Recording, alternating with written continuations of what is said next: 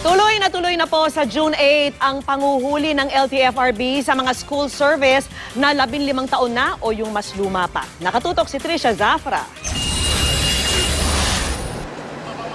Ilang buwan na lang, 15 taon na ang school service ni Sonia Barrientos. Wala pa siyang pambili ng pampalit dito dahil nasa 5,000 piso lang naman daw ang kita niya kada buwan. Isa lang si Sonia sa maraming iba pang may-ari ng school service na umaapela sa LTFRB na magbigay pa ng 1 taong palugit bago ipatupad ang ban sa mga lumang school service. Wala na kaming pagkukunan ng konting kabuhayan. Pero ayaw na ng LTFRB. Nabigyan na raw ng sapat na panahon ang mga nagnenegosyo ng school service. Noong 2013 pa ang memo circular tungkol dito at ngayong taon lang ipatutupad. Kaya simula June 8, sisimulan na ang paghuli sa mga school service na 15 taon na kaluma. 200,000 piso ang multa. Nagbabala noon ang National Alliance of School Service Association of the Philippines o NASAP. 700,000 estudyante ang apektado kung ipatupad ang ban.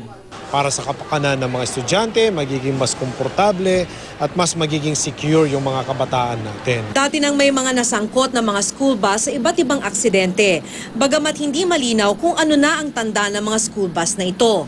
Noong 2013 nga, nasunog pa ang isang school bus sa EDSA Ortigas flyover.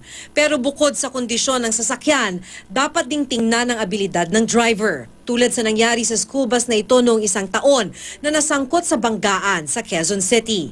Noong 2013 naman, nasisi ang umunoy pagmamadali ng driver sa pagtaob ng school bus na ito sa Pasig.